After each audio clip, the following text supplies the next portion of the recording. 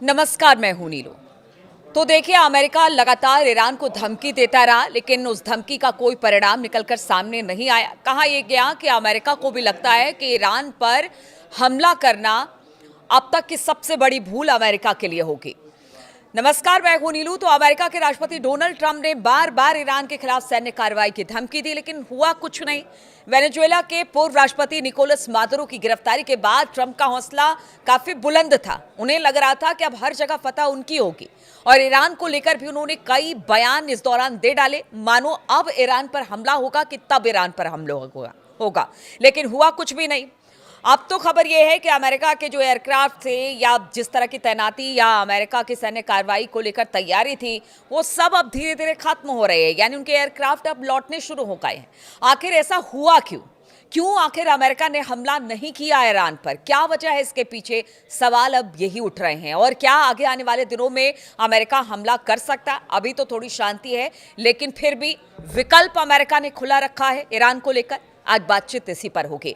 तो ट्रंप के आक्रामक बयानों के बावजूद अमेरिकी सेना ने अभी तक मिडिल ईस्ट में कोई बड़ी तैनाती नहीं की है, और ना ही हमले की खुली तैयारी देखने को मिली है। यानी थोड़ा बहुत हमने देखा कि कुछ ऐसा देखने को मिला कि वहाँ कुछ एयरक्राफ्ट्स हो या जो कतर का एयरबेस है उसको तैयार रहने को कहा गया है, लेकिन जिस तरह से हमला होने से पहले किया जाता है उस तरह की किसी तरह की तैयारी नहीं थी, ऐसा एक्सपर्ट मानते हैं। अमेरिका के खाड़ी देश को सहयोगी भी ईरान पर हमले के लिए अपने बेस इस्तेमाल करवाने को लेकर बहुत ज़्यादा उत्साहित नहीं दिखाई दिए, बल्कि वो तो ट्रंप को मनाते हुए दिखाई दिए कि देखिए, अगर हमला होगा तो फिर इसके परिणाम काफ़ी घातक और गंभीर हो सकते हैं मिडिल ईस्ट में। और सिर्फ मिडिल ईस्ट में क्यों, इजराइल जो अमेरिका का सबसे बड़ा सहयोगी है, जिसको लेकर अमेरिका कई फैसले लेता है, वो भी यही कह रहा था कि अभी हमला नहीं किया जाए। ट्रंप भले ही सैन्य हस्तक्षेप की बात कर रहे हों, लेकिन इलाके में अमेरिकी सैन्य संसाधनों की स्थिति इस वक्त कमजोर है। ब्रिटिश अखबार द गार्डियन के मुताबिक हाल के महीनों में अमेरिका ने मिडिल ईस्ट से अपने सैनिकों और संसाधन कम किए। हमने देखा कि अक्टूबर 2025 के बाद से अमेरिका का कोई एयरक्राफ्ट कैरियर मिडिल ईस्ट में तैनात नहीं किया गया। उनको बुलाया गया, हालांकि पीछे जब टेंशन ईरान और अमेरिका के बीच चल रहा था तो लगा कि हाँ, कुछ ऐसी बातें सामने आई कि कुछ एयरक्राफ्ट हैं या फिर कुछ जहाज़ हैं जो कि ईरान की तरफ रुख कर रहे हैं, लेकिन वैसी पुख्ता खबरें इसको लेकर निकलकर सामने नहीं आई। यूएसएस जेराल्ड आर फोर्ड को कैरेबियन भेज दिया गया है, और यूएसएस निमित्ज को भी अमेरिका के पश्चिमी तट पर लाया गया है। अगर ईरान हमला होता है ईरान पर, तो फिर अमेरिका को Qatar, Bahrain, Iraq, UAE, Oman या फिर सऊदी अरब जैसे देशों के एयरबेस का इस्तेमाल करने की अनुमति लेनी होगी। हालांकि देखिए, वो तैयार हो जाएंगे, लेकिन फिलहाल वो एक तरह से कह लीजिए कि हाथ उन्होंने खड़ा कर दिया है। साथ ही इन देशों और अमेरिकी ठिकानों को ईरान के जवाबी हमले से बचाना भी एक बड़ी चुनौती अमेरिका के सामने होगी, क्योंकि खुलकर ईरान ने कह दिया कि देखिए, हम पर हमला तो फिर आपके भी जितने एयरबेसेस हैं और आपकी जहां जहां पर तैनाती मिडिल ईस्ट में यानी अमेरिका की है, उसको भी अच्छी खासी चुनौती, यानी वहां पर भी बड़ा हमला होगा।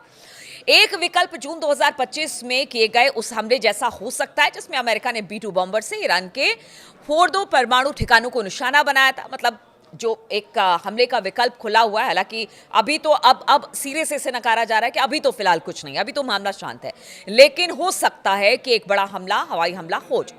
लेकिन घनी आबादी वाले इलाकों में ऐसा हमला भारी जानमाल के नुकसान का कारण बना हुआ है, क्योंकि देखिए, बहुत सारे लोग इस वक्त सड़कों पर उतरे हुए हैं, और कहा यह जा सकता है कि अगर अमेरिका किसी तरह का हमला करता है तो फिर जानमाल का बेहद नुकसान होगा।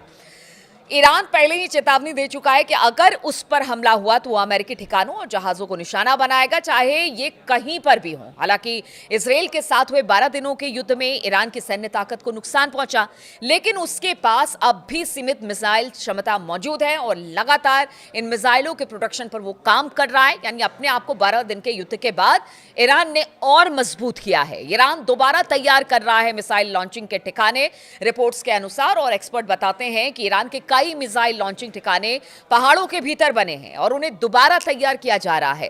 द गार्डियन की रिपोर्ट के अनुसार ईरान के पास करीब करीब 2000 भारी बैलिस्टिक मिसाइलें हैं, उससे ज्यादा भी हैं। अगर इन्हें बड़ी तादाद में दागा गया तो फिर ये अमेरिका और इजराइल की एयर डिफेंस सिस्टम को चकमा दे सकते हैं। और यही वजह है कि अमेरिका के लिए ईरान पर हमला करना सिर्फ सैन्य ही नहीं बल्कि रणनीतिक जोखिम भी बन सकता है। इसीलिए एक्सपर्ट बता रहे हैं कि अभी तो ईरान पर हमला करने को लेकर जो ट्रंप है और अमेरिका है उन्होंने चुप्पी साध ली है।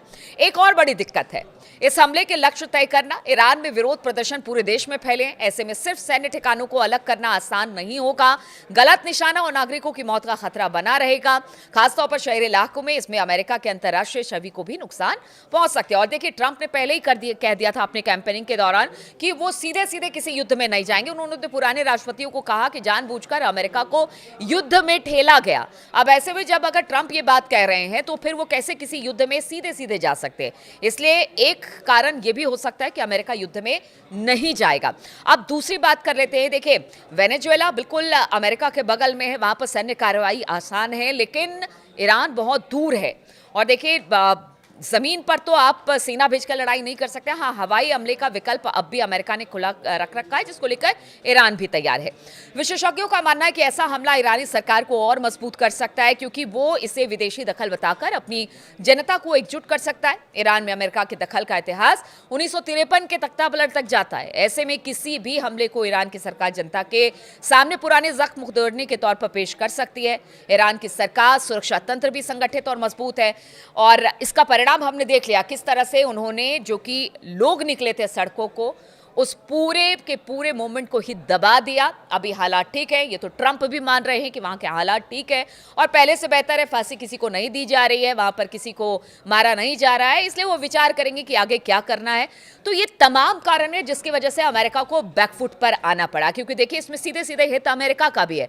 अगर अमेरिका हमला करता है ईरान पर तो फिर उसका खामियाजा कहते हैं कि अमेरिका को भी उठाना पड़ेगा, क्योंकि वेनेजुएला समझने की गलती ईरान को अमेरिका नहीं कर रहा है। इसलिए सिर्फ सैंक्शंस के जरिए, अभी भी जिस तरह से उन्होंने कहा कि देखिए 25% टैरिफ उन देशों पर लगाया जाएगा जो ईरान के साथ व्यापार करते हैं, तो सिर्फ सैंक्शंस लगाने की बात है या फिर आगे आने वाले दिनों में हमला भी हो सकता है, इस पर सबकी नजर है। लेकिन जानकार तो यही बताते हैं कि अमेरिका अगर ईरान पर हमला करता है तो वो अमेरिकी इतिहास में एक बड़ी गलती के तौर पर दर्ज किया जाएगा।